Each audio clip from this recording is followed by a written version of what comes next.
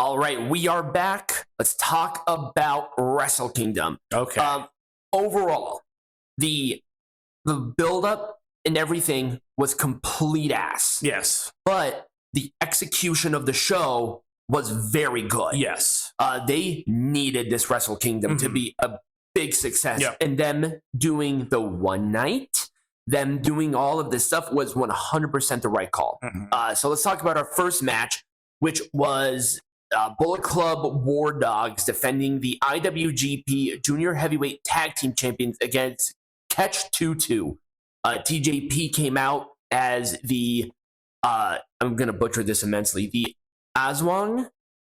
It is a Filipino, it's essentially a Filipino cryptid. Okay.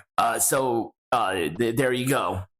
I like how they built that too, because War Dogs did put TJP in a coffin. That's that symbolism there. And they explained that well. But yeah, I like this match. It was a fine opener. Well, they always open up with the junior tag team champions. Not necessarily always, but for the most part, that's traditionally what they do. It was dead or alive for the Catch 2-2 to win. I'm surprised about that one because the War Dogs just basically created new belts on the white strap, which I liked a lot. But you know, it was a fun opener. I'll give it an Orange Cassidy thumbs up overall. Well-paced show. Yeah. Also, English commentary. Very good. Yes. So it was the British guy who speaks fluent Japanese, which always is weird. Don Callis and Rocky Romero. So lots of good stuff there. Second match for the NJPW World Television Champion. Hiroshi Tanahashi, Zack Sabre Jr. The right person won this match. I don't know. Zack Sabre Jr. held the title for exactly 1 year. It was time. Yeah, but did it have to be with the guy who is now going to be the shoot president of the company? Like, I don't think Hiroshi's going to go full Hulk Hogan on this, but it was just kind of a weird choice. Also, Hiroshi is not the same Hiroshi as he was, even last year. He's moving a little bit slower, getting kind of fat. But he won with a cross-legged victory roll. He is president. The match was fine. Orange Cassidy thumbs up. And to be honest with you, that's being nice. Yeah. All right. Special singles match. Yuya Uemrua versus Yota Tsuji. I liked the story that was told. Yes, that's kind of what I was about to say, is that the story that was being told was pretty good. It was both of these guys' first Wrestle Kingdoms. Yep. They started in the dojos together. Yep. And I think this was a good spot for them. I cannot believe Yuya won this. Yeah, I know, that was kind of weird, right? Yota, they have this guy, good presence, good moveset and everything, but for some reason, he's just dropping the ball left and right. It's like, is he going to win something? Well, I think that Yuya was done because he spent so much time in the States. So I think that he probably has a little bit more name recognition amongst international. Maybe. But that's the only thing I can think of. But Yota literally went for the world heavyweight goddamn champion. It doesn't matter. But yes, it was a deadbolt suplex for Yuya to win. A fun match. Orange Cassidy thumbs up. The other special singles match, Shota Umino and Kaito Kiyomiya. I butchered that immensely. This is a special tag match. Did I say special singles? Yes. A special tag match. Because they have the Pro Wrestling Noah guy there. Yep. Taking on Ren Narita, who I didn't even realize was part of House of Torture, and Evil. Then there we go. There you go. It was a match. It was just sort of there. Yep.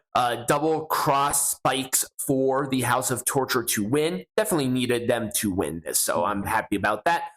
Orange Cassidy thumbs down, and that's also being quite nice. It was the bathroom break match. Yes.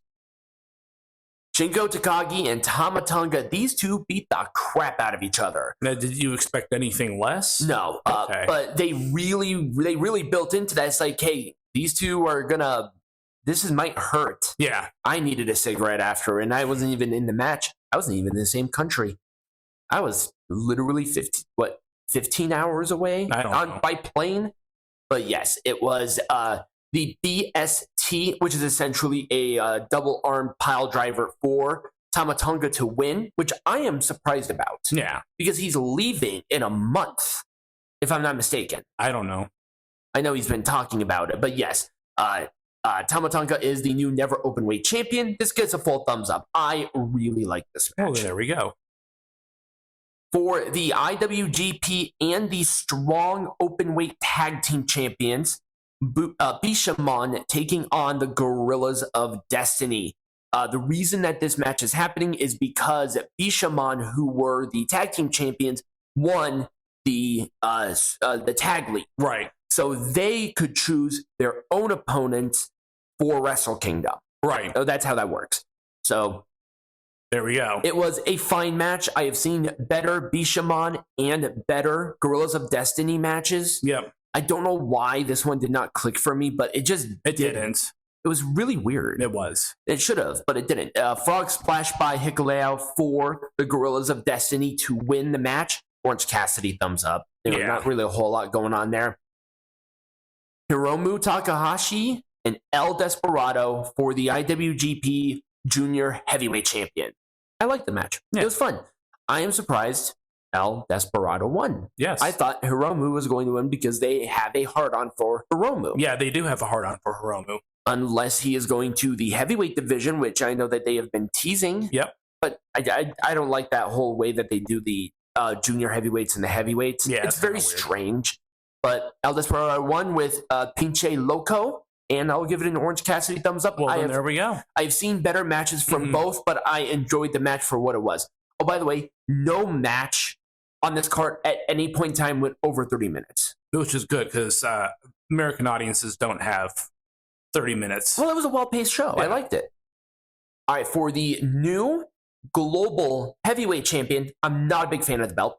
David Finlay, Jon Moxley, Will Ospreay. This was a pretty damn good match. Oh, yeah. I loved this match. Jon Moxley, of course, had to bleed. Yep. I sort of wish he was not in this match at all. Yeah, I kind of agree with you. I think that he just didn't add too much to the match. He didn't. It was Will Ospreay and David Finlay. Right. And I think that's who it should have stayed with. They like David Finlay clearly. Yeah. Because he won the match with a suplex at GTS. It was kind of a cool move. And yeah, Finlay won. Pretty damn good match. Finlay jaw-jacked with Nic Nemeth. They fought in the back after the fact. Yep, and we talked about that a little bit. And that's the program, and I'm super for it. Yep. So this gets a full thumbs up from me. 9th match, Kazuchi Okada and Bryan Danielson. Much better than their first interaction. But, at the same time, somebody didn't break their arm 5 minutes into the match. That's true. So it was... this felt like that big money match that it should have been in the first place. Yeah. I loved Kazuchi Okada's entrance with the little scanner to bring in the color on his coat. That was freaking cool. Also, this was Bryan Danielson's first Wrestle Kingdom since he defended the IWGP Junior Heavyweight Tag Team Champions with Curry Man. Just so you know how far Bryan Danielson has come since then. Wow. Isn't that crazy? But we all love Curry Man. Curry Man's great, but he's also a joke guy. He was defending the Junior Heavyweight Tag Team Champions. That's all right. It was like 14 years between this match and that match. It's crazy. Okay. We all love Curry Man. He holds a special place in all of our hearts. Right? It was a rainmaker for Okada to win. A great match. Just phenomenal match. 2 thumbs up. But this should have been their first and only interaction. Yeah. Because we had to have the match at fucking AEW. Yep. But, it was still a good match, but obviously somebody got hurt halfway through. Not just hurt, but literally like this part of their arm snapped. It's like, oh, that's fun. And not finally, safe. we finished the story. I mean, it was, yeah. Tetsuya Naito challenging Sonata for the IWGP World Heavyweight Champion. This felt like that big money match. Well, yeah, because Naito, the leader of Los Ingobernables, versus Sonata, who was part of the group and has spent the last year not being part of the group. Because he's with five guys. Right. Which I love the name. I don't know why. I get such a chuckle. It's like, here's just five guys. Right. And now they're like running roughshod on the entire company. Right. But this was the perfect match to end off this rivalry, this saga, this whatever you want to call it. Well, now it looks, I like the follow-up though. The follow-up was also done very well. Tetsuya Naito won with Destino, and it was a very good match. 2 thumbs up. But the ending, where Evil and Dick Togo attacked Naito before he could do his catchphrase at Wrestle Kingdom, which he wanted to do, but then Sonata helped Naito, so it looks like they might be setting up a 3-way at some point in time in the future. Sonata, Evil, and Naito? For the heavyweight champion. I can see that. Yeah, but all 3 of them were part of LIJ. Yep. In and some Sonata way. and Evil were very well known being tag team partners for the longest of times. If I'm not mistaken, Sonata and Evil were the 2 OGs with Naito going into the group. So, but anyways, that's kind of what we got for Wrestle Kingdom. This was such a needed Wrestle Kingdom. New Japan really had a hard year last year. Yeah, but even though they're losing Will Ospreay, they really hit the ground running with some great matches and a possible match of the year contender with that Okada-Danielson match. Anyways, next week, TNA is coming back, baby. Yep, we are going to be covering Hard to Kill. Yep. And I think that's the only thing. I think that's the only one. And don't worry, I'll get this whole thing figured out. I have a couple of things that I want to do. So if you did enjoy this, remember to like, follow, subscribe, share, all that great stuff. We will be bringing...